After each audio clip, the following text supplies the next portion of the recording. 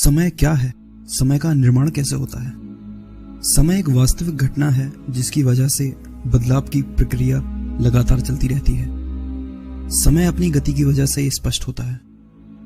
रात दिन, बदलते मौसम, खगोलीय पिंडों की आवाजाही, यह सब हमें समय के होने और उसके चलने का प्रमाण देते हैं। हम दिन पर दिन बूढ़े हो रहे हैं, यह भी समय का एक प्रभाव है।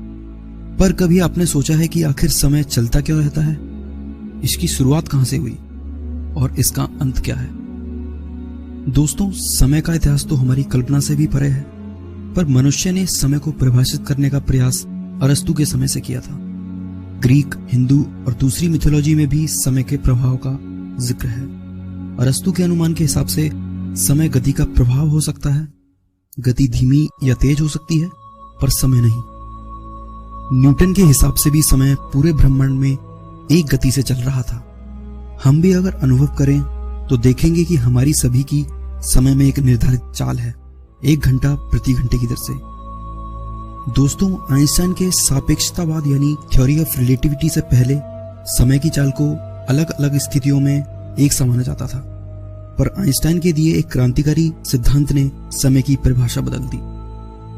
आइंस्टाइन ने इस सिद्धांत को गणितीय तौर पर सिद्ध किया था, और जब उन्होंने यह थ्योरी लोगों के सामने रखी तो यह जटिल गणितीय खोज कुछ ही लोगों के समझ आई।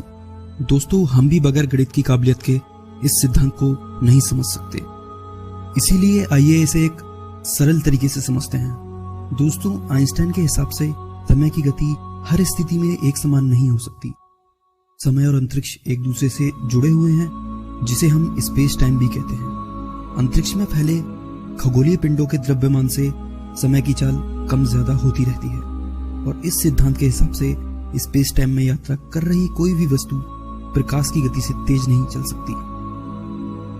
यानी स्पेस टाइम में यात्रा करने की एक अधिकतम गति सीमा निर्धारित है, 3 लाख किलोमीटर प्रति सेकंड, जो कि लगभग प्रकाश की चाल के बराबर है। ये तो थी समय की परिभाषा। अब सवाल उठता है कि क्या हम समय यात्रा कर सकते हैं? जैसा कि हमने आपको पहले भी बताया था कि हम सब समय में एक निर्धारित गति से यात्रा कर रहे हैं, जो कि प्रति घंटे 1 घंटे की दर से है। क्या हम इसे कम या ज्यादा कर सकते हैं? क्या हम अपने समय को बहुत धीमा करके कई हजारों साल तक जिंदा रह सकते हैं, या अपनी पूरी उम्र को एक छोटे से समय अंतराल में जी सकते हैं? जानेंगे आज के इस एपिसोड में। दोस्तों, हमारे चैनल की और भी इंटरेस्टिंग वीडियोस आप डिस्क्रिप्शन में दिए गए लिंक की मदद से देख सकते हैं। दोस्तों, थ्योरी ऑफ रिलेटिविटी की खोज से पहले समय यात्रा की कल्पना बहुत ही मुश्किल थी। वैज्ञानिकों ने इस थ्योरी को कभी सच नहीं माना, पर 20वीं शताब्दी में आए कुछ चेंजेस ने एक नई क्रांतिकारी अवधारणा को जन्म दिया।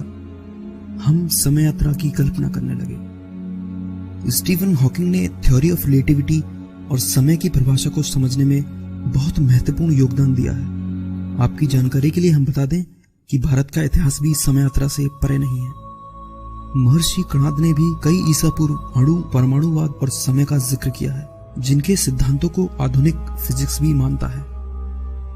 दोस्तों, अब सवाल यह उठता है कि क्या हम समय यात्रा कर सकते हैं? खैर, इसका अब तक कोई ठोस प्रमाण नहीं मिला है कि कभी समय यात्रा हुई हो, पर हिंदू और ग्रीक मिथोलॉजी में देवता समय यात्रा कर चुके हैं। दोस्तों, सापेक्षतावाद का सिद्धांत समय पर द्रव्यमान के प्रभाव को दर्शाता है। आइंस्टाइन के इस सिद्धांत से पहले यह माना जाता रहा कि पूरे ब्रह्मांड में समय एक चाल से चलता है, यानी पृथ्वी पर बिताया गया 1 सेकंड मंगल पर बिताए 1 सेकंड के बराबर माना जाता था। पर सापेक्षता के सिद्धांत ने साबित कर दिया कि खगोलीय पिंडों के द्रव्यमान से समय धीमा या तेज हो सकता है। ब्रह्मांड में समय अलग अलग जगह अलग अलग गति से चल रहा है, यानी पृथ्वी पर बिताया 1 सेकंड मंगल पर बिताए 1 सेकंड के बराबर नहीं है। ऐसा क्यों है? इसे समझने के लिए हमें पहले गणित में महारत हासिल करनी होगी और भौतिकी के नियमों को जानना होगा। पर इसका एक सरल सा उदाहरण हम अपनी जिंदगी से ले सकते हैं। क्या आपने कभी महसूस किया है कि जिस काम में आपका मन ना लगे, उसे करते हुए बिताया गया समय बहुत धीमा लगता है? हम सभी के साथ कोई ना कोई घटना ऐसी जरूर होती है जब हमें समय के धीमा या तेज होने का एहसास होता है। अपनी पसंद की एक मूवी देखते हुए बिताया गया समय तेजी से गुजर जाता है, दोस्तों, सापेक्षतावाद के सिद्धांत से जुड़ी एक बात हम आपको बता दें कि जैसे जैसे कोई वस्तु अपनी गति प्रकाश की चाल के बराबर करने लगती है, वैसे वैसे समय उसके लिए बहुत धीमा होता चला जाता है। यानी तेजी से चलती एक ट्रेन के अंदर का समय उसके बाहर के समय के मुकाबले धीमा चलेगा। पर दुनिया की सबसे तेज चलने वाली ट्रेन भी हमें इसका अनुभव नहीं करवा सकती। इसके लिए हमें उसकी चाल को प्रकाश की चाल यानी 3 लाख किलोमीटर प्रति सेकंड के बराबर या उसके 95% तक करना होगा। आइए एक ट्रेन की कल्पना करते हैं जो इस चाल से चलने में समर्थ है। मान लीजिए यह ट्रेन 1 जनवरी 2020 को एक स्टेशन से कुछ यात्रियों को लेकर चलती है। कई चक्कर लगाने के बाद यह ट्रेन धीरे धीरे प्रकाश की चाल के बराबर पहुंच रही है। जिस पल इसकी चाल प्रकाश की चाल के बराबर या उसके 95% तक पहुंचेगी, तब एक बहुत ही आश्चर्यजनक घटना होगी। ट्रेन के अंदर का समय पृथ्वी के समय के मुकाबले बहुत धीमा हो जाएगा। इतना धीमा कि जब यह ट्रेन अपने टाइम के हिसाब से 1 हफ्ते बाद रुकेगी, तब पृथ्वी पर 65 साल गुजर चुके होंगे। ट्रेन के अंदर के यात्रियों को यह समय सिर्फ 1 हफ्ते का ही महसूस होगा, पर पृथ्वी पर यह समय 65 साल का होगा। वह यात्री समय में यात्रा करके अपने भविष्य में आ जाएंगे और उस दिन तारीख होगी 1 जनवरी सन 2085। उनके बच्चे जिन्हें वह बाहर छोड़कर गए थे, उनसे ज्यादा बूढ़े हो चुके होंगे। दोस्तों, इंसान की इस कल्पना से समय यात्रा के द्वार खुलते हैं, पर इस कल्पना से 2 बातें सामने आती हैं। पहली ये कि ऐसा होगा क्यों, ट्रेन के अंदर का समय आखिर धीमा क्यों हो जाएगा, और दूसरी ये कि क्या इतनी गति से चलने वाली ट्रेन बना पाना संभव है। दोस्तों, पहला सवाल ले लेते हैं। समय क्यों धीमा होगा, इसे समझना बहुत मुश्किल है, क्योंकि इसे आइंस्टाइन ने भौतिक और गणितीय फॉर्म में साबित किया था।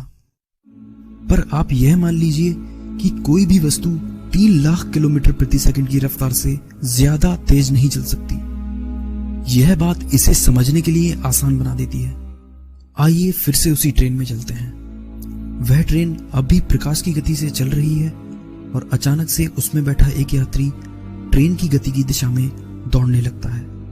अब यदि उसकी रफ्तार को प्रकाश की रफ्तार से चल रही ट्रेन की रफ्तार के साथ जोड़ दिया जाए, तो उसकी चाल प्रकाश की चाल से तेज हो जाएगी, जो भौतिक के नियम को तोड़ती है। पर ऐसा होगा नहीं। भौतिकी में यहाँ थ्योरी ऑफ रिलेटिविटी बीच में आ जाती है। उस यात्री के दौड़ने पर भौतिक का यह नियम नहीं टूटेगा, इसलिए ट्रेन के अंदर का समय बहुत धीमा हो जाएगा, जिससे उस यात्री के भागने पर उसकी रफ्तार सामान्य रहेगी। और जिस पल ऐसा होगा, उस पल ट्रेन में बैठे सभी यात्री समय यात्रा कर रहे होंगे। पर इस पर दूसरा सवाल सामने आ जाता है, क्या प्रकाश की गति से चलने वाली ट्रेन बना पाना संभव है? जवाब है नहीं।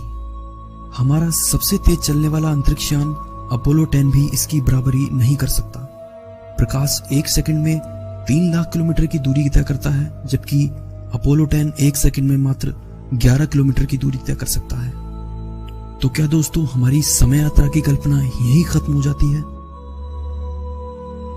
जी नहीं। थ्योरी ऑफ रिलेटिविटी के आधार पर ही साइंस ने आगे चलकर ऐसी खगोलीय संरचनाओं की कल्पना की जिनके गुण अद्भुत हैं और जिन्हें गणितीय तौर पर साबित भी किया जा चुका है। इन अद्भुत संरचनाओं के नाम हैं ब्लैक होल और वार्म होल। ब्लैक होल और वार्म होल से हम कैसे समय यात्रा कर सकते हैं, जानेंगे अगले एपिसोड में। दोस्तों, आने वाले एपिसोड में हम दोनों संरचनाओं की मदद से समय यात्रा के हर संभव तरीके की कल्पना करेंगे। हम अपनी कल्पनाओं में एक शक्तिशाली अंतरिक्ष यान भी बनाएंगे जो हमें समय के दूसरे छोर पर ले जाएगा।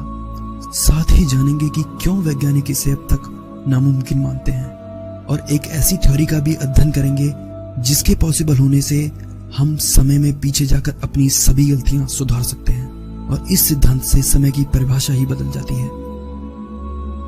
दोस्तों, इस वीडियो को अपने दोस्तों के साथ शेयर कीजिए, लाइक और कमेंट कीजिए।